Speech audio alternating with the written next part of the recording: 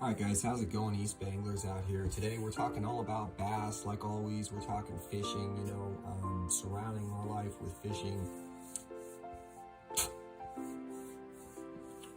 Alright guys, how's it going? Eastbayanglers out here. Today we're talking bass fishing. Like always, we're talking fishing.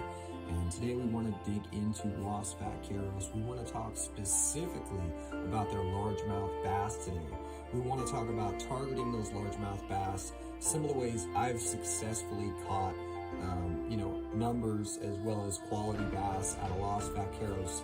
The green bass, the old school largemouth black bass.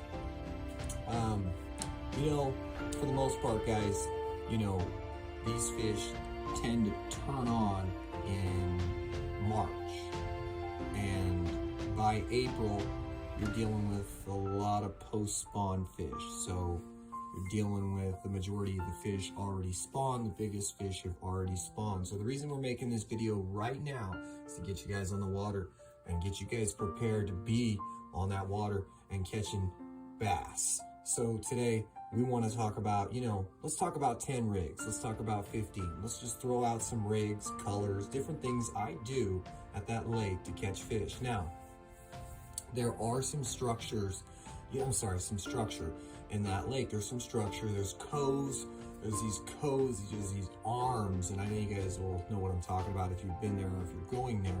And they have a lot of little, dead stick trees and stuff like that. That appears to be a real bassy area. But I'm gonna tell you guys, for the most part, try and focus on coves, focus on secondary points, focus on points that'll actually spawn on a point. Another thing is check for little indentations, almost like it's not really a traditional cove, but it's just enough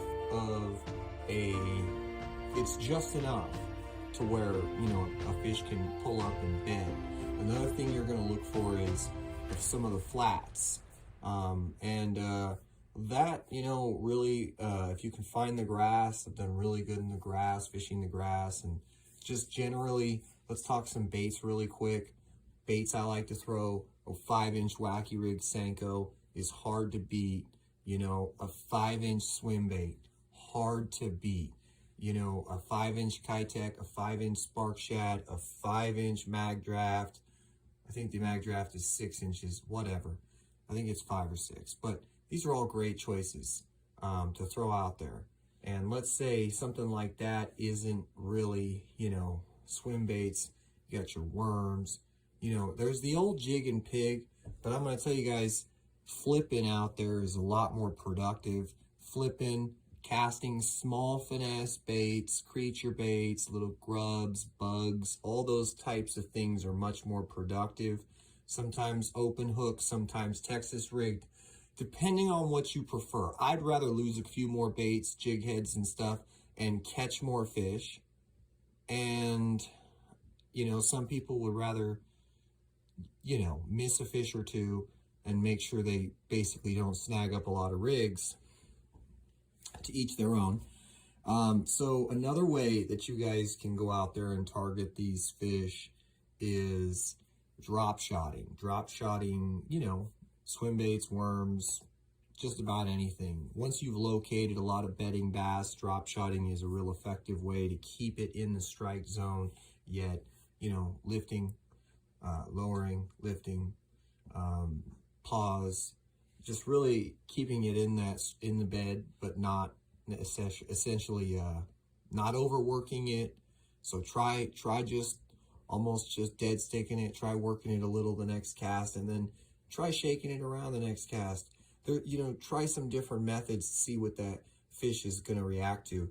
Another thing you guys really want to get is going to be fluke, especially in the post spawn there, the fluke, rig it the old Ike way. Ike and Ellie, it's basically just Texas rigged, with like a trocar hook, and then you go ahead and you've got a teaser treble on the back. does really well out there.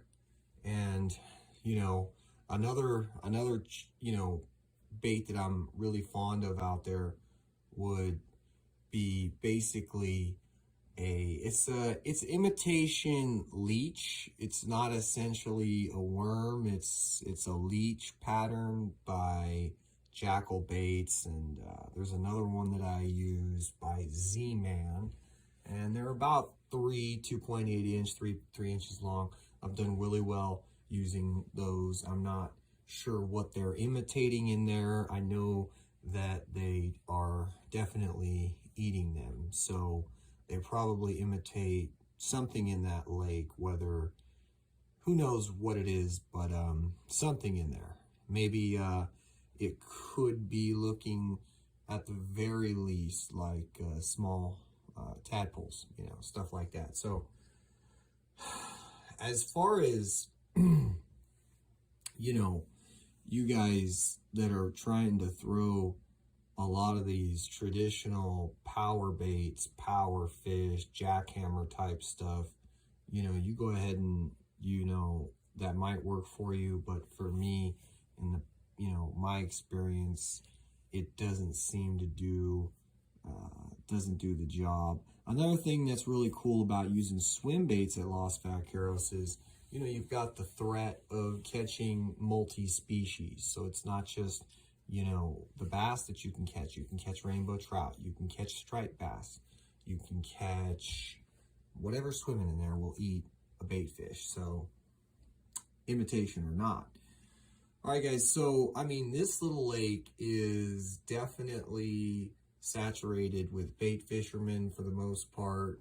And keep in mind, there's a lot of wind out there, and that's going to determine where you fish, how you fish.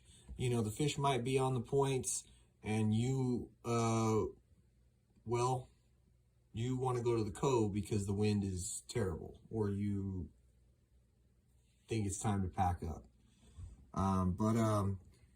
You know, Los Vaqueros, really good little overlooked bass fishery. I don't think they have any tournaments on that lake, to my knowledge. I've never heard of any.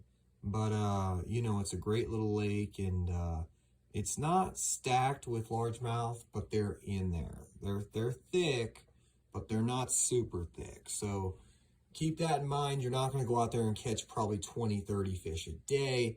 But I think their lake record's about 8 pounds last time I was there. So I hope you guys enjoy this video, and stay tuned. We got more coming.